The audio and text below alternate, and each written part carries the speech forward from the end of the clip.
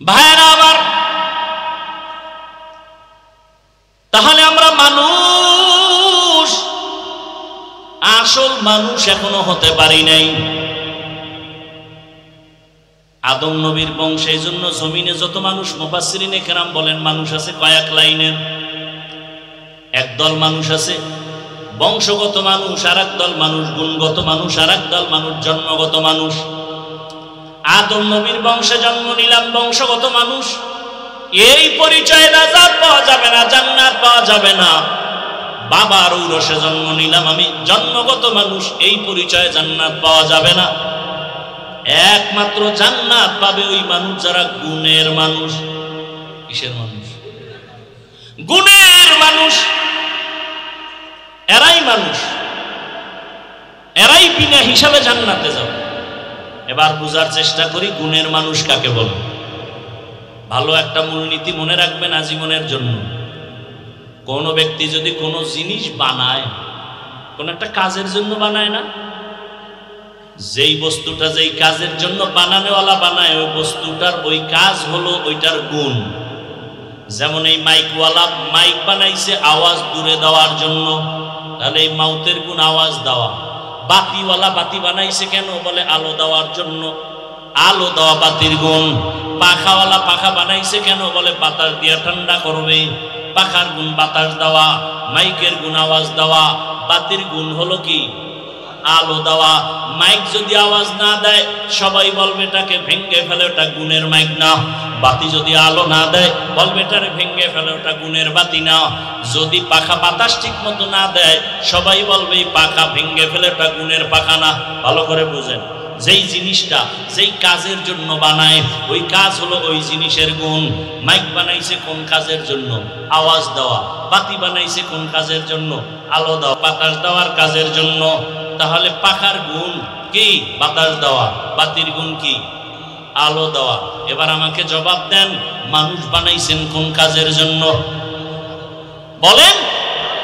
ওমা খালাকাতুল জিন্না ওয়াল ইনসা ইল্লা লিয়াবুদুন। মা খালাকাতুল জিন্না ওয়াল ইনসি বাখাজুজ ইবাদাতুন ইস্তেমাকসুদ আজ্জাহা। ইবাদতের জন্য আল্লাহ মানুষ বানাইছেন। এবার বলেন মানুষের গুণের নাম কি? এই বলতেছি ভুলে গেছি। মানুষের গুণ কি? ইবাদত।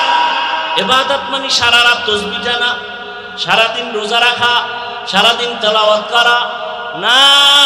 বান্দা তুই জীবনে যা করবা সব ইবাদত, তবে হতে হবে দুই শর্তের বিনিময়। এক শর্ত রেজা বিল কাজা, দ্বিতীয় শর্ত তরিকায়ে রাসূল। আমি যা করব যা বলবো সব হবে আল্লাহর সন্তুষ্টির জন্য, রহমতের নবীর আদর্শ অনুযায়ী। নবীজির আদর্শ মতো নামাজ পড়ো ইবাদত, নবীর আদর্শ মতো খানা খাও ইবাদত, নবীর আদর্শ মতো পানি পান করো ইবাদত, নবীর সুন্নাত আদর্শ মানিয়া তুমি ব্যবসা করো ইবাদত। এই যে এক বোতল পানি স্টেজে, আপনিও পানি পান করবেন, আমিও করব পিপাসা নিবারণের জন্য। আপনি কি করলেন?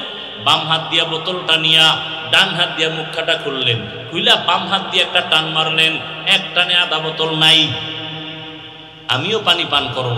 আমি ডান হাতে বোতল নিয়া বাম হাত দিয়া মুখা খুলবো, এরপরে ডান হাত দিয়া পানি পান করব। পুরা বোতলের পানি পান করব, তবে তিনটে স্টেপে পান করব। আমার পানিও পান হবে, সুন্নত আদায় হয়ে যাবে। জুতা আপনিও পরেন, আমিও জুতা পরি, রহমতের নবীর আদর্শ অনুযায়ী পরেন, ইবাদত হবে। বাথরুমে যাবেন, আমিও বাথরুমে যাই, ইবাদত বানায় যান। বাথরুমে যাবেন, নবীজি বলেন খালি মাথায় যাইও না, খালি পায়ে যাইও না, বাম পা দিয়া ঢুকো, ডান পা দিয়া বের হও। বাথরুমে গিয়া বাম পায়ের উপরে ভর করে বসবা সুন্নত। বাম পায়ের উপরে ভর করিয়া হাঁটুর উপরে কাপড় উঠানো যাবে না, হাঁটু ঢেকে বসবে, এটা সুন্নত।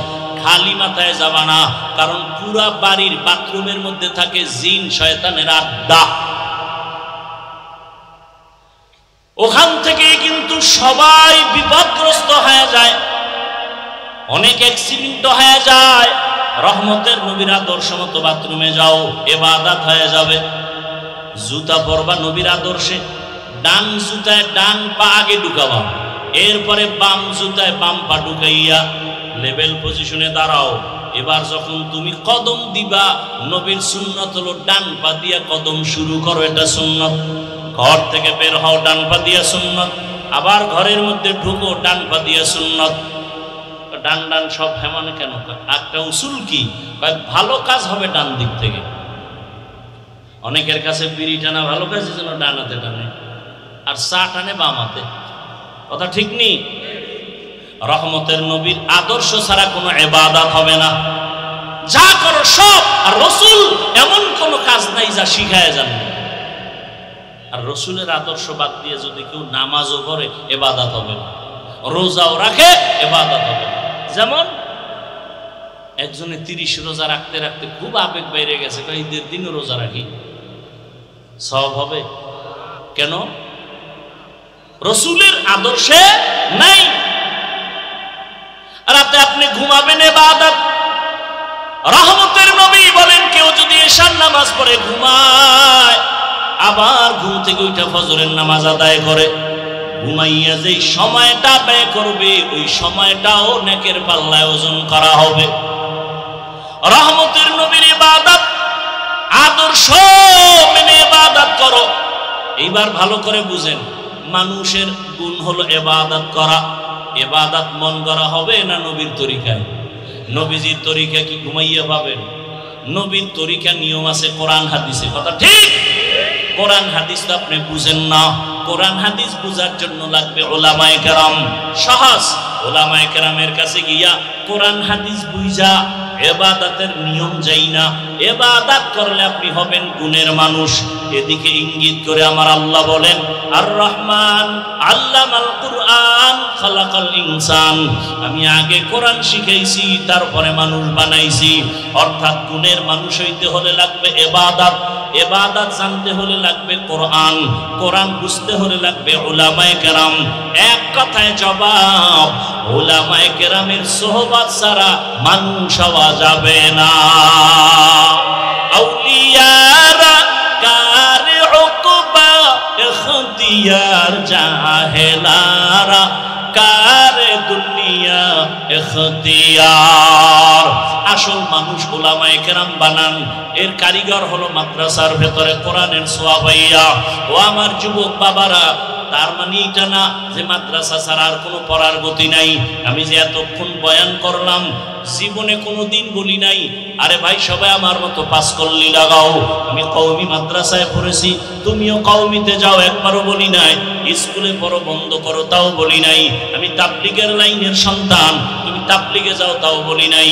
আমি পীরের মুরিদ, তুমি পীরের কাছে যাও, তাও বলি নাই। বরং আমি জেনারেল লাইনের আমার কলিজার যুবকদের বলে যাই, ও বরগুনা জেলার যুবক বাবারা, কলিজা করে দোয়া করে গেলাম, এখানে হাজারো বান্দার দোয়া কবুল হবে। তুমি স্কুলে পড়ো, দোয়া করে গেলাম, স্কুল ছাড়িও না। কলেজে পড়ো, কলেজ ছাড়িও না। তুমি ডাক্তার হও, ইঞ্জিনিয়ার হও, প্রফেসর হও, সাংবাদিক হও, ওকিল হও, এসপিডিসিওসি হও, তুমি একজন এমপি মন্ত্রী হও, তবে দাবি আমার বাবা বেয়াদব হইও না।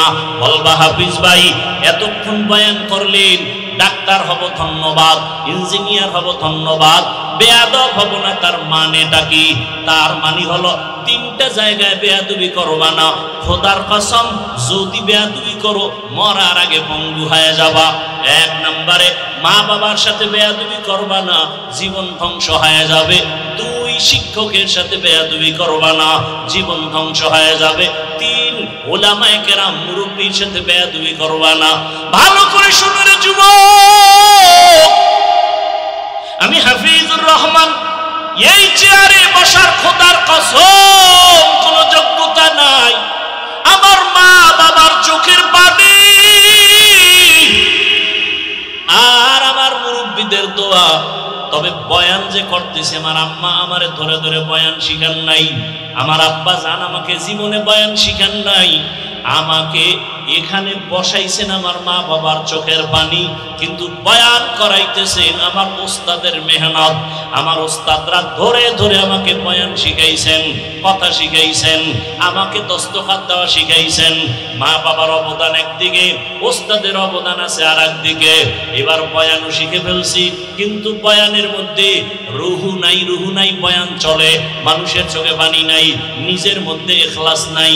এটা আনার জন্য লাগবে আল্লাহ ওয়ালাদের নেক নজর। এই জন্য বলেছি, এটাও শুনে রাখো, জীবনে কোনো মা বাবা সন্তানের জন্য বরদোয়া করে না, কোনো শিক্ষক ছাত্রকে বরদোয়া করে না, কোনো আলেম উম্মতকে বরদোয়া দেয় না। তবে বরদোয়াটা অন্তর থেকে মাঝে মাঝে এসে যায়। যদি মাকে বাবাকে কষ্ট দাও, আর মা বাবায় যদি কষ্ট পায়, বলে আহ এটাই তোর জীবন ধ্বংসের কাল হয়ে যাবে। শিক্ষক কষ্ট পেয়ে যদি বলে আহ নিঃশ্বাসটা ছেড়ে দিবে, তোর কপাল পুড়ে যাবে। রাস্তাঘাটে সারাদিন রাত চলি 12 মাস, রাস্তায় অনেক পাগল দেখি, ল্যাংটা পাগল। আশ্চর্যরা ইংলিশে কথা বলে, আরবিতে কথা বলে। চিন্তা করলাম, রাস্তার ল্যাংটা পাগলে কেন ইংলিশে কথা বলে, রাস্তার ল্যাংটা পাগল কেন আরবি কথা বলে। হিসাবটা মিলাইয়া দেখলাম, পাগল হইয়া ইংলিশ শিখে নাই, আরবি শিখে নাই। মা বাবা বা শিক্ষক না আলেমের সাথে বেয়াদবি করে রাস্তার পাগল হয়ে গেছে। লিকুল্লি শাইইন জিনাতুন ফিল ওয়ারা ওয়া জিনাতুল মারই তামামুল আদাবি আজ খোদা খাহি মে তৌফিক আদব বেআদব মাহরুম গাশত আজ ফজলে রা। ও আমার কলিজার যুবক বাবারা, মা বাবার দোয়া ছাড়া জীবনে সফলতা আসবে না, খোদার কসম। বেয়াদবি কইরা যদি ডাক্তার হও, তাসলিমার মতো জুতা খায়া দেশ থেকে পালাতে হবে। আর যদি আদওয়ালা ডাক্তার হও, শুধু বরগুনা না, গোটা বাংলাদেশের মানুষ মাথায় নিয়ে সম্মান করবে। এটা দোয়া ছাড়া হয় না। জীবনে তোমার 3টা জায়গার দোয়া জীবনের খুব পুঁজি সফলতার: মা বাবার দোয়া, শিক্ষকের দোয়া, উলামায়ে কেরামের দোয়া। এজন্য অনুরোধ করে বলি রে বাবা, স্কুলে পড়ো, কলেজে পড়ো, চাকরি করো, ব্যবসা করো, ডাক্তার হও, ইঞ্জিনিয়ার হও, বেয়াদব হইও না। ও যুবক বাবা, এবার বাস্তবে একটু উদাহরণটা দেই। আপনার মতো যুবক স্কুল কলেজে পড়ে, জেনারেল লাইনে আছে, জীবনে মাদ্রাসায় পড়ে নাই, এমন বান্দা স্কুলে পড়িয়া 5 বেলার নামাজ পড়ে, সত্য বলেন আছে না নাই? আপনার কপালে কার অভিশাপ লাগছে, আপনি কেন পারেন না? আপনার মতো যুবক র‍্যাব, আর্মি, পুলিশ, বিডিআর এর চাকরি করে, দাড়িওয়ালা নামাজি অভাব নাই, বলেন আপনি কেন পারেন না? আপনার মতো যুবক রাস্তায় গাড়ি চালায়, ড্রাইভারি করে, নামাজ পড়ে, আপনি কেন পারেন? আপনার মতো যুবক নদীর মধ্যে মাছ ধরে, নামাজ ছাড়ে না, বলেন আপনারা কেন পারেন না? আপনার মতো যুবক জমিনে কৃষিকাজ করে, নামাজ ছাড়ে না, বলেন আপনি কেন পারেন না? কত ডাক্তার, ইঞ্জিনিয়ার, কত প্রফেসর, কত এমপি, মন্ত্রী, ওসি, ডিসিএসপি 5 বেলার নামাজ পড়ে, বলেন আপনারা কেন পারবেন না? কপাল বুঝি খারাপ? মনে আসেনি শুরুর কথা? কপাল বড় খারাপ। আবু জাহিল 13 বছর বয়ান শুনছে, কালেমা কপালে আসে নাই। আর ওমরের মতো বান্দা নবীকে জবাই করতে গিয়া 27 বছরের সময় কালেমাওয়ালা মুসলমান হয়ে গেল। এত দাম আল্লাহ ওমরের বাড়ায় দিলেন। আল্লাহ তাআলা ওমরের কথার সাথে একমত হইয়া কোরআনের ভেতর আল্লাহ আলাদা আয়াত পর্যন্ত নাজিল করেছেন। ওমরের দাম কত যে আল্লাহ ওমরের কথায় খুশি হইয়া আলাদা কোরআনে আয়াত নাজিল করছে। কিন্তু আশ্চর্য কথা হলো, সেই ওমরকে সোনার বাংলায় দাঁড়াইয়া ভণ্ড বেদাতি বলার মতো বেয়াদব আছে। বাংলাদেশের জমিনে দাঁড়াইয়া কে বলতেছে হযরত ওমর বেদাতি, ভণ্ড? আমি সেদিন ঢাকায় বলেছি, ওমরের যারা বেদাতি বলবে, আমি বলবো 14 গোষ্ঠী সব ভণ্ড। কে সেই ওমর? আল্লাহ খুশি হইয়া আয়াত নাজিল করেছেন। রহমতের নবী বলেন, আকাশের দিকে তাকাইয়া যেমনি ভাবে অগণিত তারকা দেখতেছো, আমার ওমরের আমলটাও কিন্তু এরকম অগণিত তারকার মতো। এত পরিমাণ ওমরের আল্লাহর নবী ভালোবাসেন। এর নবীর উম্মতের দল। ওমর যখন 27 বছরে তরবারি নিয়ে আসছে নবীর কাছে, তখন নবী বাইরে যায় না, গোপনে কালেমার কথা, গোপনে নামাজ আদায় করেন। মাত্র 39 জন মুসলমান পুরুষ, 11 জন মহিলা পুরুষ মুসলমান, মাত্র এই কয়েকজনে গোপনে গোপনে কালেমা পড়ে। আবার বাইরে পাহারাদার নিযুক্ত করছে, যাও কোন দুশ্মন নিয়ে এসে আবার হামলা করে। আরে নবী তো নবী, কথা বললেই তো কবুল। সেই নবী পাহারাদার রাখছে বাইরে, দুশ্মন এসে না যেন হামলা করে। কিন্তু 40তম মুসলমান ওমর কালেমা পড়েই তরবারি নিয়ে দাঁড়ায়, বলেন নবী আর গোপনে কোনো কথা হবে না, ওপেনে বের হয়ে যান, কালেমার দাওয়াত চলবে।